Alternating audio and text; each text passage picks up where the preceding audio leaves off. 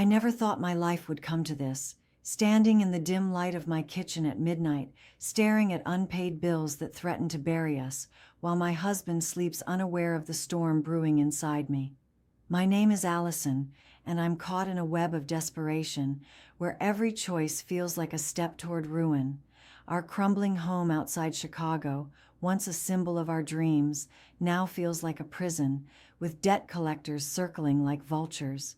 I thought I could save us, charm our way out of this mess, but what I encountered in a grimy diner booth with three cold-hearted men changed everything. What did they propose that left me trembling, torn between shame and survival? Picture this. I'm standing in my kitchen at 2 a.m., the dim glow of the fridge light casting shadows across the linoleum floor as I stare at a half-empty jar of peanut butter, wondering if it's dinner again tonight. My name's Allison. I'm 29, and this is my life right now, teetering on the edge of a cliff I didn't even see coming. My husband, Mark, who's 32, is sprawled on the couch in the next room, probably scrolling through freelance gigs that won't pay out for weeks. We've been married 5 years, carved out a little space for ourselves in a modest suburban home just outside Chicago, but lately it feels more like a cage than a castle. I sling coffee part-time as a barista, the kind of job where you smile through the exhaustion while customers bark orders like you're a machine. On top of that, I'm grinding through an online degree in social work, hoping it'll be the ladder out of this mess. But every credit hour adds another weight to the pile. 3 years ago, Mark and I bought this house at the worst possible time, right at the market's peak. We thought we were building a future. Now, with interest rates spiking and Mark's graphic design gigs drying up, we're drowning in mortgage debt. Every month, we're just one missed payment away from losing it all. The evidence is everywhere.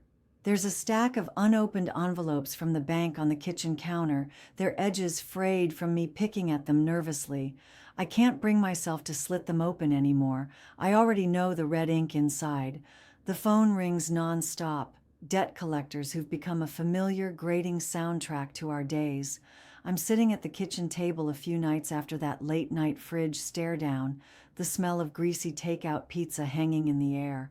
Mark's across from me, his jaw tight, barely touching his slice. The silence between us is heavier than the debt crushing our shoulders. Then, out of nowhere, he drops a bombshell. "Allison, I've been thinking, what if you met with the debt collectors in person? You know, to negotiate. You've got a way with people, way better than me. Maybe you could charm them into giving us a break." My fork slips from my fingers, clattering against the plate with a sharp ring that echoes in the quiet room. My heart's pounding so hard I can feel it in my throat. "Are you serious, Mark?" I manage to choke out, my voice barely above a whisper. His eyes meet mine, and there's a desperation there I've never seen before, a raw, pleading look that cuts right through me. "We're out of options, babe," he says, his voice cracking.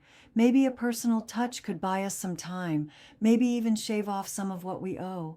I don't know, but we've got to try something." I sit there stunned, the half-eaten pizza turning to cardboard in my mouth.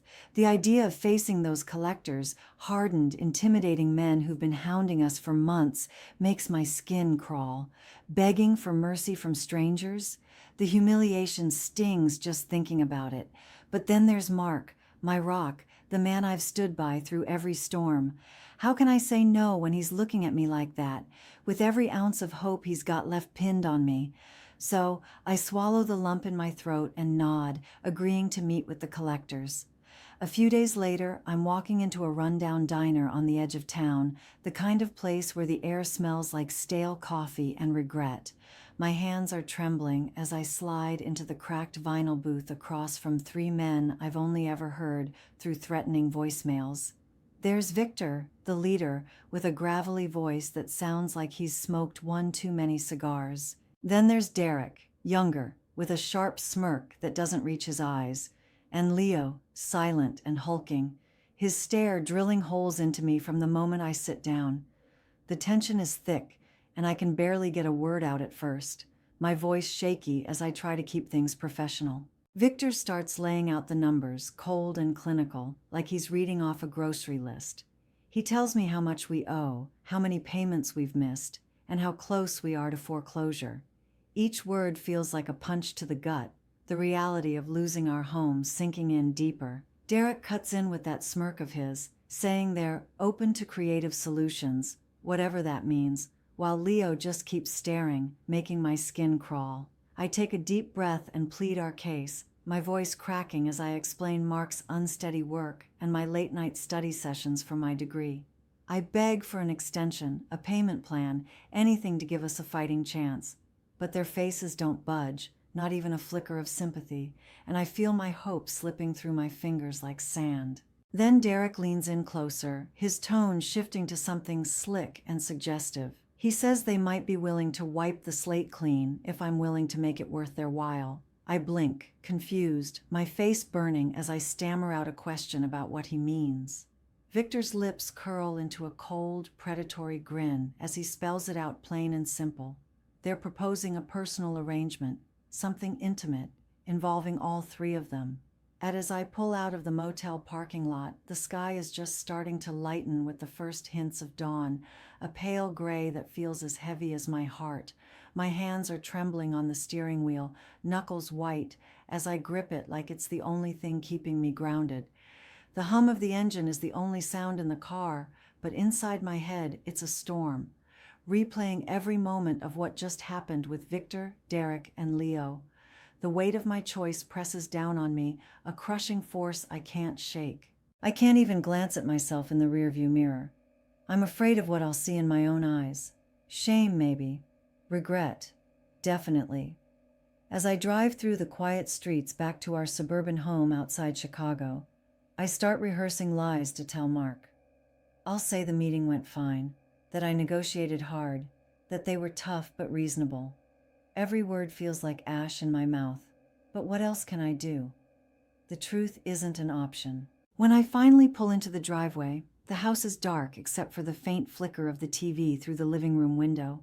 I slip inside as quietly as I can, my sneakers barely making a sound on the hardwood.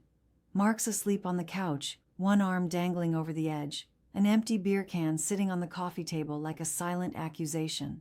I don't wake him. I can't face him right now. I creep upstairs to our bedroom, slide under the covers fully clothed, and let the tears come. They soak into the pillow, hot and relentless, as I try to muffle the sobs so he won't hear.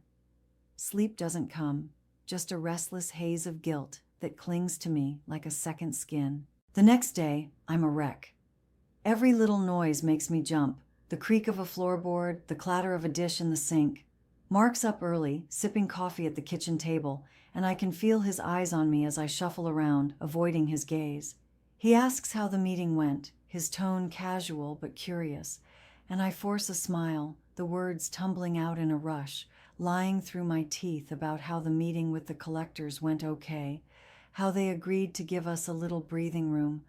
But even as I speak, I can feel the secret burning inside me, a poison I can't spit out. A few days later, Victor calls me out of the blue, his gravelly voice cutting through the static on the line. He tells me there's something I need to see, an address in Chicago, and to come alone. My stomach twists, but curiosity, and maybe a desperate need to understand what I've gotten myself into, pushes me to go. I don't tell Mark where I'm headed. I can't. Not yet. I'm behind the wheel again, driving into the heart of the city, far from our crumbling suburb. The address Victor gave me leads to a part of Chicago I've only ever seen in glossy magazines, a trendy, upscale neighborhood where the streets are lined with boutique shops and hip cafes. The building itself is a sleek high-rise, all glass and steel, towering over the surrounding area like it belongs to a different world.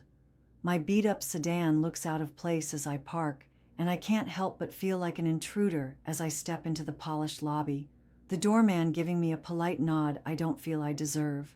My hands are clammy as I take the elevator up, the floors ticking by with a soft ding, each one ratcheting up my nerves. When I unlock the door to the apartment Victor directed me to, I'm hit with a wave of disbelief. It's small, sure, but it's modern and pristine. Polished hardwood floors, minimalist furniture in shades of gray and white, and a wall of windows offering a breathtaking view of the Chicago skyline. It's the kind of place I've only dreamed of, a far cry from our sagging ceilings and peeling wallpaper back home. I wander through the space, my footsteps echoing in the quiet, running my fingers over the smooth countertop in the kitchen, picturing mornings here with coffee in hand, no debt collectors banging down the door. I can almost see a new life unfolding, a fresh start. The next morning, I wake up to the faint sound of birds outside our window, the pale light of dawn creeping through the curtains. My body feels heavy, like I've been carrying the weight of the world through the night. I drag myself out of bed, the events of the past few days still clawing at the edges of my mind, and shuffle downstairs. There, at the kitchen table, sits Mark, looking like he hasn't slept a wink. His eyes are bloodshot, dark circles carved deep beneath them, and his hands are wrapped around a mug of coffee that's probably gone cold. He looks up as I enter, and there's a storm in his gaze. Hurt, confusion, and something I can't quite name. "Couldn't sleep," he mutters, his voice rough like he's been chewing on gravel. "Been up all night, thinking." I nod, my throat tight, as I slide into the chair across from him. My heart's hammering, waiting for the axe to fall. Then he says something I didn't expect. "I'm hurt, Allison, beyond words. What you did, it cuts deep.